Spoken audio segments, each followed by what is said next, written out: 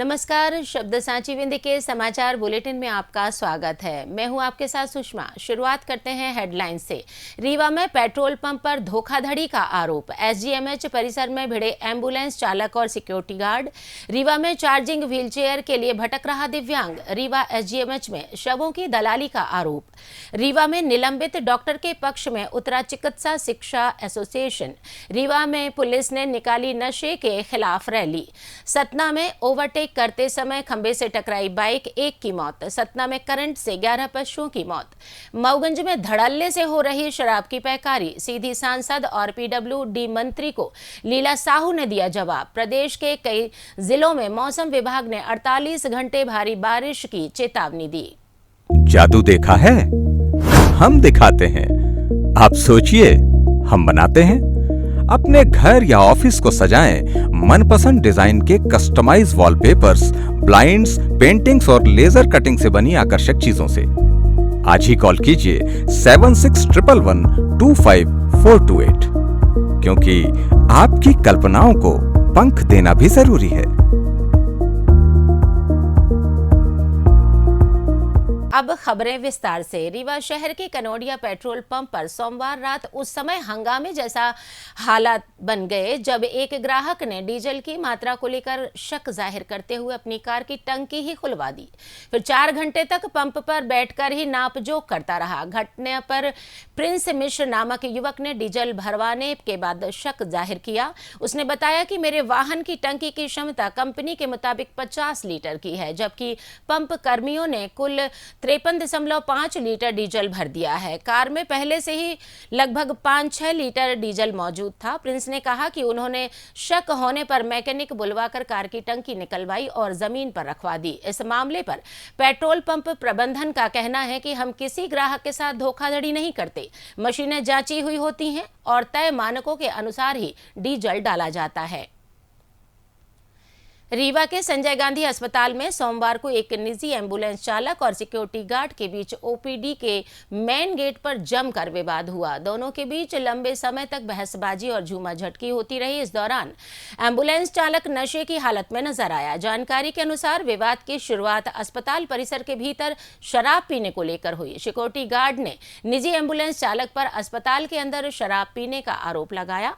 बात बहस से शुरू हुई थी और मारपीट की स्थिति तक पहुंच गई। महिला डॉक्टर इशिता अग्रवाल ने बताया, हमें सिक्योरिटी सुपरवाइजर की ओर से लिखित शिकायत मिली है। इस मामले में आगे प्रशासनिक कार्रवाई अस्पताल अधीक्षक द्वारा ही की जाएगी। रीवा के अजगरहा ग्राम निवासी एक दिव्यांग चार्जिंग व्हीलचेयर की मांग करते हुए मंगलवार को रीवा कलेक्टर कार्यालय जन सुनवाई में पहुंचा। दिव्यांग के दोनों हाथ व पैर पोलियो से ग्रसित हैं।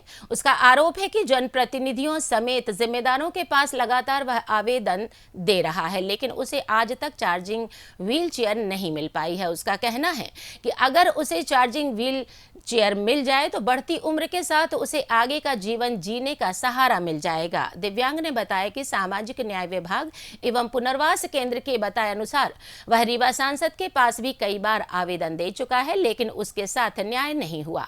वह अपनी समस्या को लेकर दर दर की ठोकरें खाने को मजबूर है। सिंह है और मैं रीवा जिले के इटाहा गांव से मैं बिलोंग करता हूं और मैं 4 साल से संसद जी के यहाँ मैं चक्कर काट रहा हूँ और वो तो बड़े साहब हैं। अगर मैं अयोध्या जी रहता हूँ और वही राम राम का मैं जाप करता हूँ। अब मेरे से चला नहीं जा रहा, मेरी उम्र भी हो गई। अब मैं चैन वाली साइकिल नहीं खींच पा रहा हूँ। मैं जनार्दन जी के यहाँ कम से कम नहीं तो 400 बार कागज दिया होगा। इतने हो गए बाबूजी, कम से कम कागज फोटो कॉपी करा के अब परेशान होगा। की मांग कर रहे हैं? हमारी मांग कुछ नहीं है, सिर्फ बिजली का बैटरी का हमको वाहन चाहिए। जो हमारे इलेक्ट्रिक वाहन आए हैं, हम विकलांगों को उसको प्रदान किया जाए। जिसका एक पैर विकलांग मैं देखता हूँ, उसको इलेक्ट्रिक का वाहन है, कैसे उसको प्रदान हुआ बिना शासन के बिना? है मैं शासन से यही गुजारिश करता हूँ कि अगर आप लोगों का ऊपर तक जाए ये न्यूज तो देखो भाई साहब और समझो कि दोनों पैर का विकलांग अपाहिज आज 4 साल से जनार्दन मिश्रा जी के चक्कर काट रहे हैं। मैं घर के भी गया, घर से बोला क्या बोलते चले जाओ योगी बाबा के यहाँ। योगी बाबा नहीं देंगे, क्यों नहीं? हमारा धरती रीवा है। अब मैं योगी बाबा से जाऊं रोटी लेने?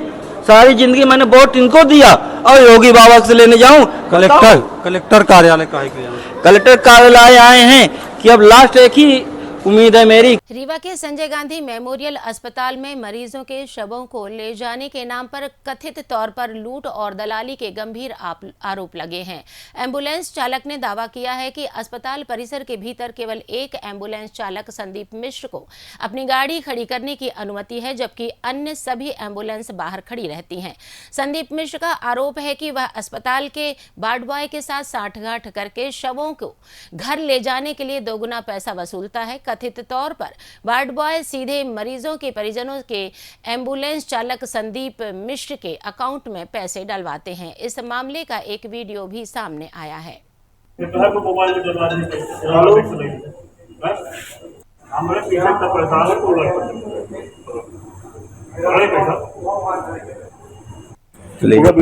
ऐसे अपना जेब में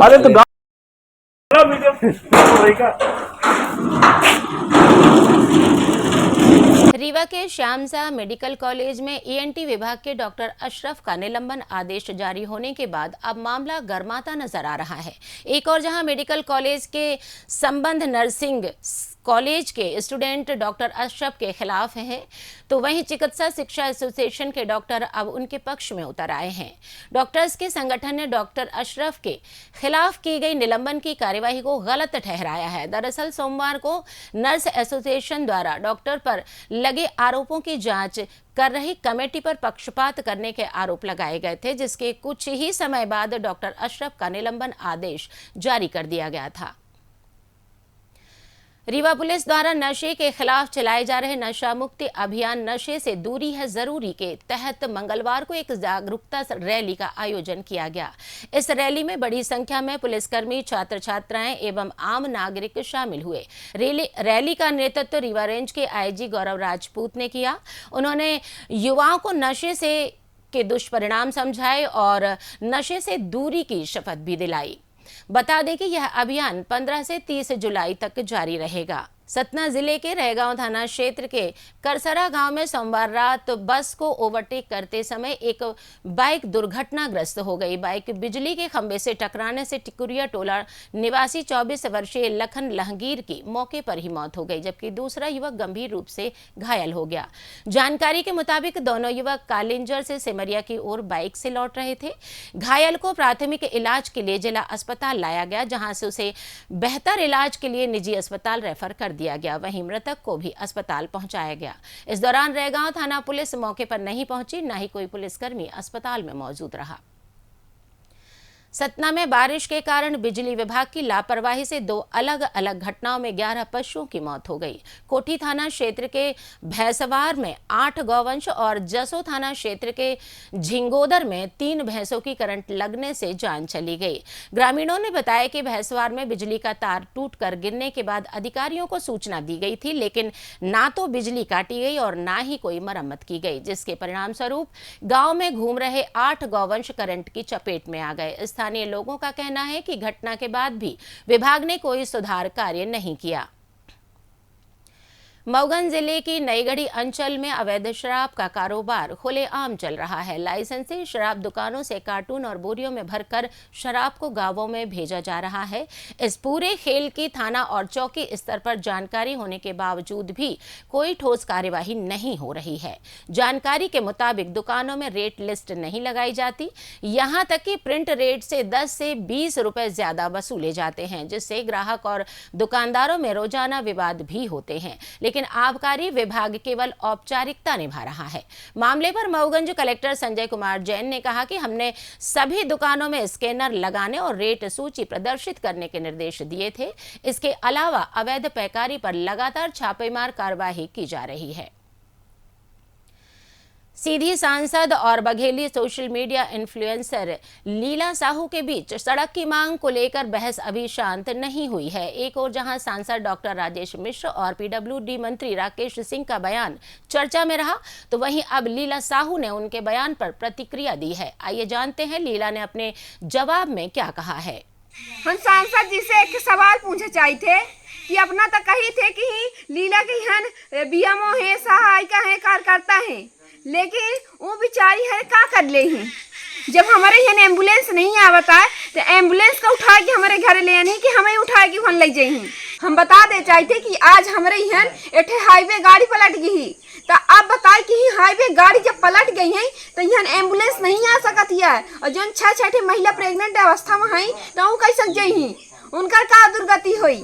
मध्य प्रदेश में मानसून का स्ट्रॉन्ग सिस्टम होने से जोरदार बारिश हो रही है। बीते 1 जून से अब तक 456.6 मिलीमीटर बारिश हो चुकी है, जो दीर्घावधि से 76% अधिक है, और प्रदेश में मानसून की बारिश का 48% कोटा पूरा हो चुका है। मौसम विभाग के अनुसार प्रदेश के अधिकतर जिलों में अगले 2 दिनों के लिए भारी बारिश का अलर्ट जारी किया गया है। 17 जुलाई से बारिश की रफ्तार कमजोर पड़ सकती है। वहीं सीधी जिले में भी मंगलवार को सुबह से लगातार बारिश का दौर शुरू रहा। मौसम विभाग के मुताबिक बंगाल की खाड़ी में सक्रिय सिस्टम के कारण अगले 48 घंटों तक भारी वर्षा जारी रहेगी।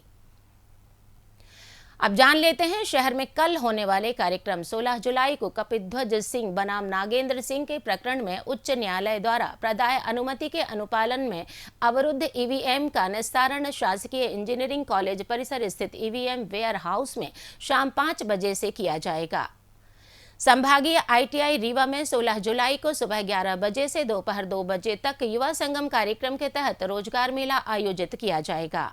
इसी के साथ ये समाचार बुलेटिन समाप्त हुआ। कल फिर मिलेंगे नई खबरों के साथ। जुड़े रहिए शब्द सांची विंध्य से, और विंध्य से जुड़ी तमाम खबरों के लिए हमारे चैनल को सब्सक्राइब जरूर कीजिए। अपने आसपास की खबरें हम तक पहुंचाने के लिए स्क्रीन पर दिए गए नंबर पर आप संपर्क भी कर सकते हैं। धन्यवाद।